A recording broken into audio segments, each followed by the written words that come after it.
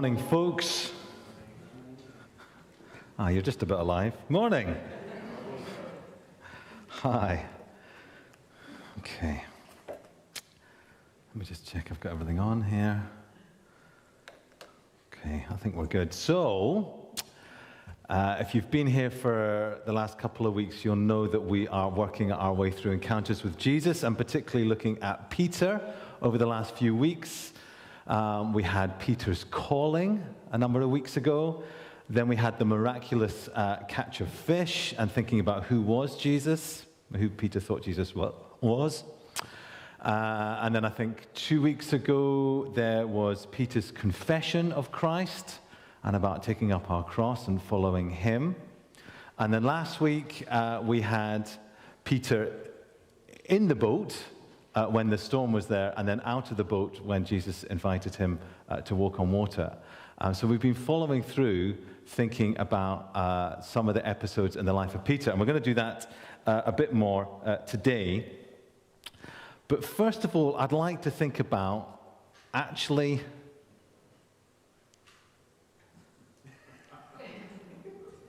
all right, here we go.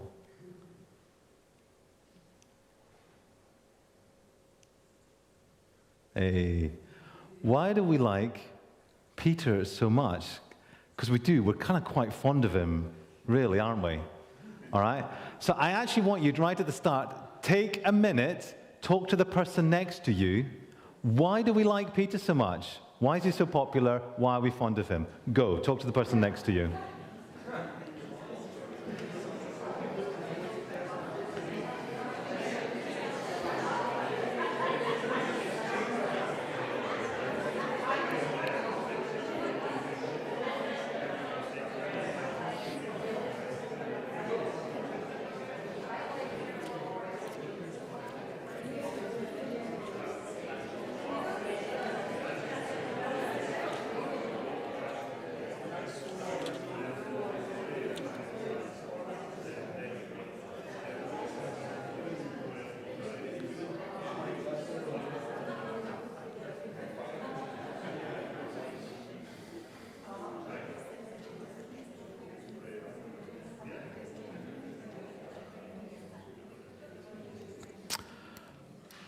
Okay, somebody shout out. Why?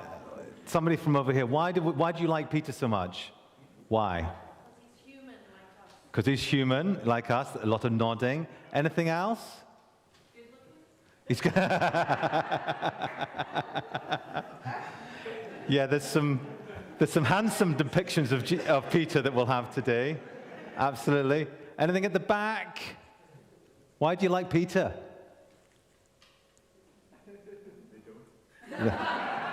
Maybe they don't. Right, over here at the front, I'm sure you were talking lots. Why do you like Peter so much? Compulsive. Wishes he could sometimes. You feel a bit like Peter. He was sometimes compulsive, and he spoke quickly, sometimes with thinking, sometimes potentially without thinking. Yes? A vulnerability and infallibility. Okay. Anything at the back, you're going to have to shout out. Why do you like Peter? He makes lots of mistakes. He makes lots of mistakes, so we can relate to him. Okay. Good. So what we're going to do this morning is we're really going to think about one night in Peter's life, a key night. And we've started Holy Week this week, so today is Palm Sunday, and we think about Jesus coming into Jerusalem, and all the crowds were there, and the disciples were there, and I'm absolutely sure Peter was there too, seeing all this stuff, seeing Jesus coming into Jerusalem, thinking, this is a bit different. This is different from the last times we came into Jerusalem. And then a number of things happened through that week, and we kind of get to what would be Thursday night. And I really want us to draw in on Thursday night.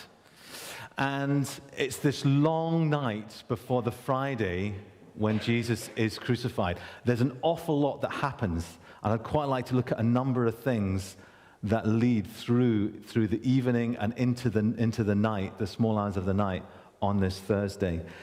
So we're going to pick it up from the Passover meal that they all celebrated together. They all ate together.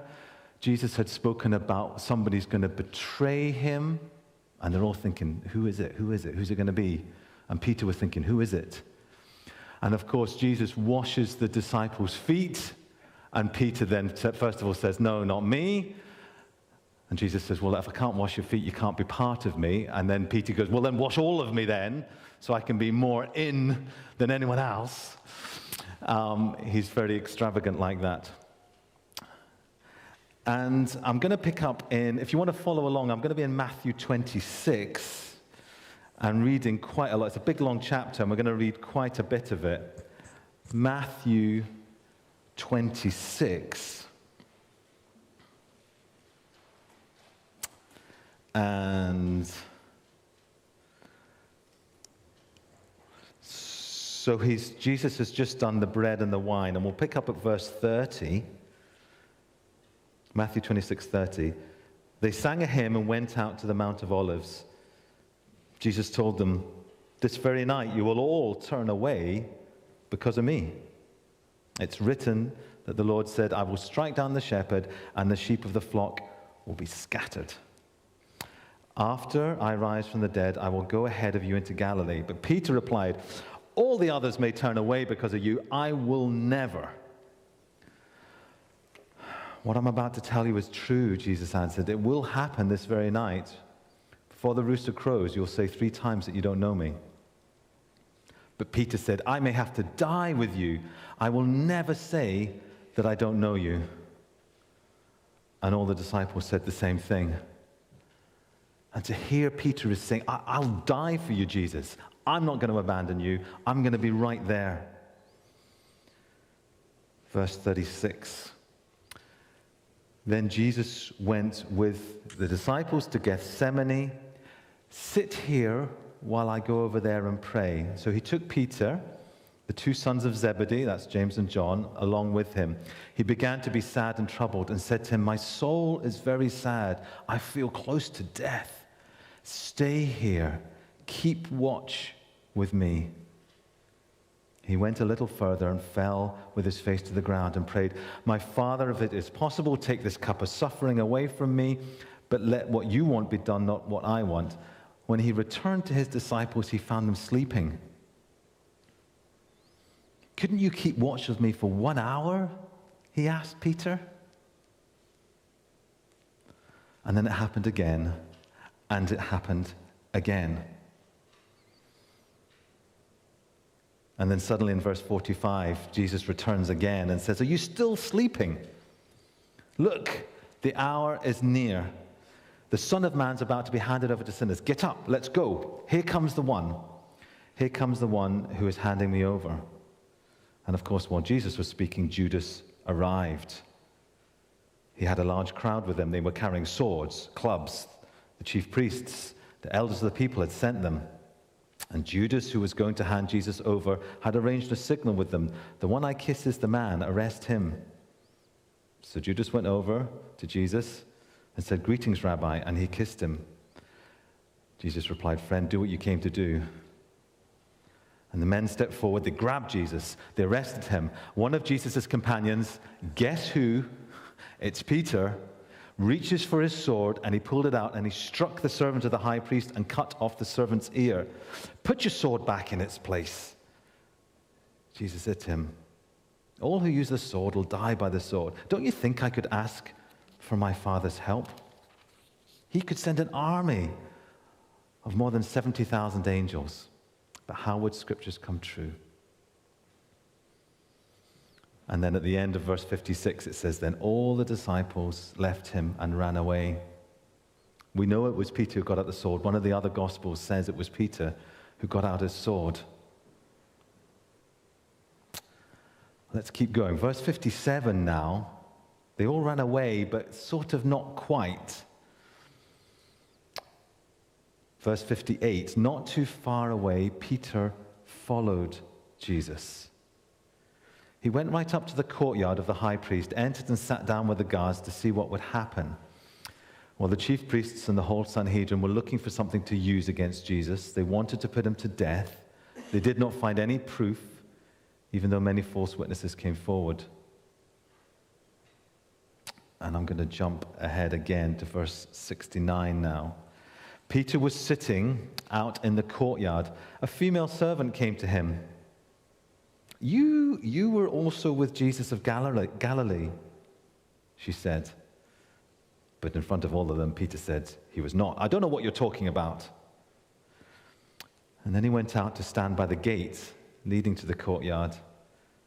There another woman saw him, and she said to the people, "This fellow, he was with Jesus of Nazareth." Again, Peter said he was not, with an oath. "I don't know the man." And after a little while, those standing there went up to Peter. "You must be one of them. Your accent gives you away." Peter began to call down curses on himself. He took an oath, "I do not know the man." And right away, a rooster crowed. And Peter remembered what Jesus had said. "The rooster will crow, and before it does, you will say 3 times that you don't know me." And Peter went outside. He broke down and wept.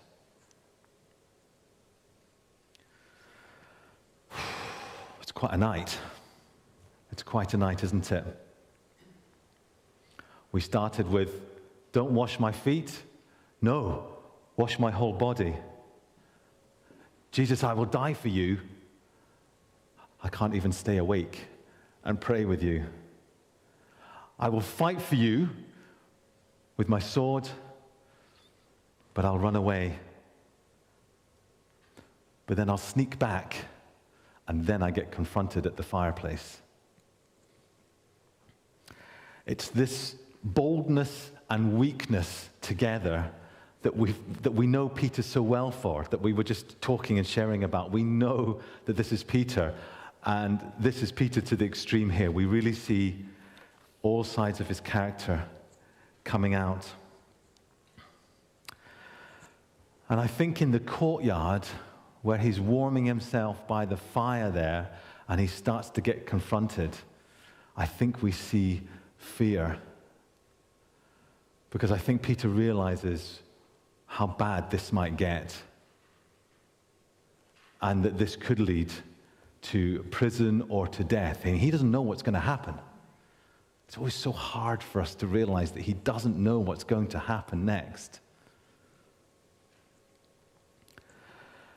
And I don't know if you've ever been really scared, like really, really scared for your life.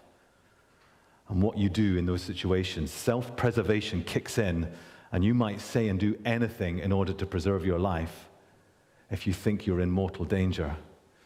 And I think we see Peter's absolute fear here of what's going to happen. And then every time he's confronted, "I don't know the man, I don't know the man, I'm backing off." He backs off from the fire, he backs up towards the gate, and then he's confronted again, and then a third time. Would you and I have confessed to being a follower of Jesus in that courtyard, with everyone around, with the guards? I don't know. I don't know what I would have done. And then, of course, his fear turns to despair when he suddenly realized that the thing that Jesus said just a few hours ago has already come to pass. And he's already failed at the thing he promised he would do.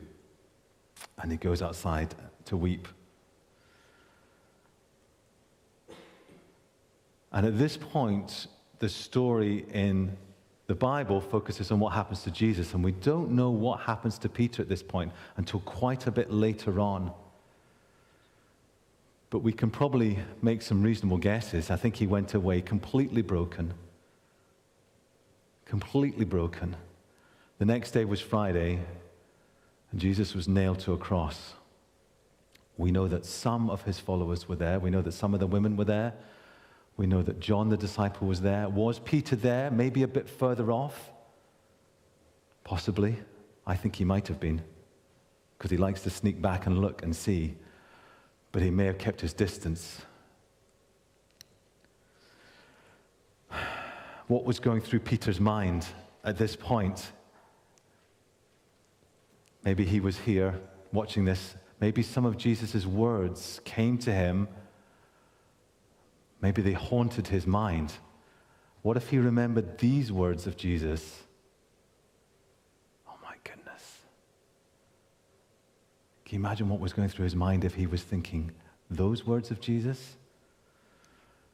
Maybe he was thinking these words of Jesus and thinking, maybe Jesus will forgive me. Maybe there's still a chance for me. But of course, then Jesus died. And that seemed like that. That seemed like it was all over, that it was done, that it was finished. And there was no coming back from this. I suspect that's what Peter might have felt. But about a month or two ago, maybe 2 months ago, Don was preaching on Judas and Judas's role in this same story that we're following here. And afterwards, I was having tea and coffee, and I was chatting with some folks, and we were talking about whether it was fate or not. Was it fate? Was Judas fated to betray Jesus? And you could probably ask the same question here. Was it fate that Peter denied Jesus? It was written in Scripture, but does that mean that he had no option about it? Did it remove his choice? Was Peter fated just to do this? I don't believe so. I don't believe as Christians that we believe in fate. And I wonder whether Paul understood a similar thing. Paul in Romans says, I don't understand what I do. For what I want to do, I do not do. But what I hate is the thing that I end up doing. And we can all relate to that. We can all have the best intentions, and we can all really want to do the best for our Lord, and then we mess up. And sometimes we mess up catastrophically in a big way, like Peter did here. But it was choice, and we are responsible for that. Let's get back to Saturday just for a minute. I think Saturday must have been a grim, grim day. Remember, we know what happens the next day. We know what we're going to celebrate here on Sunday next week. Peter didn't. He must have thought everything was done. It was all over. There was no coming back from this. I thought he was the Messiah. I thought he was going to free us from all of this. I thought he was going to free the whole world. Isn't he God's chosen one? How can it end like this? How can it end like this? It probably was Peter's darkest day in his entire life. He probably felt there was no light and no hope on this Saturday.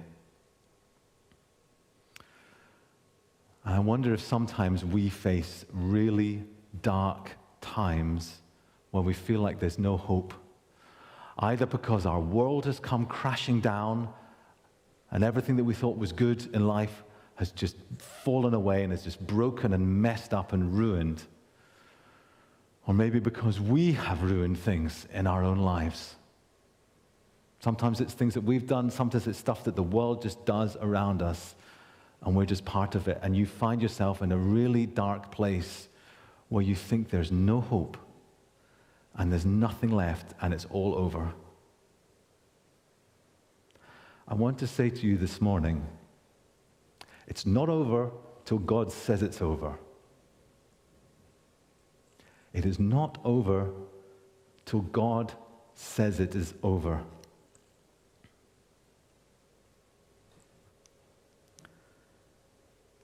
On Sunday morning, maybe the disciples got breakfast together or something. They must have still been feeling miserable. Suddenly the door bursts open, And some women rush in, absolutely excited about something. But we went down, we were going to go down, and we were going to take care of the body, and we were going to see it, but we didn't know how to roll the stone away. But the stone was already rolled away. We got there, the stone was away, and there's nobody there. The body's not there, the tomb. There's nobody there. Well, there was someone there. There was an angel there. But the Lord, he's not there. There's no body, and the stone and everything. What are you talking about? Well, there was an angel there. And the angel gave us words from Jesus. Tell his disciples he's going ahead of you into Galilee. Except he said a wee bit more than that. Jesus' words were, go tell his disciples and Peter he's going ahead of you to Galilee. I want you to put your name there. Put your name there. Because Jesus calls his disciples and you to follow him, despite how dark everything may have seemed. It's not over until God says it's over.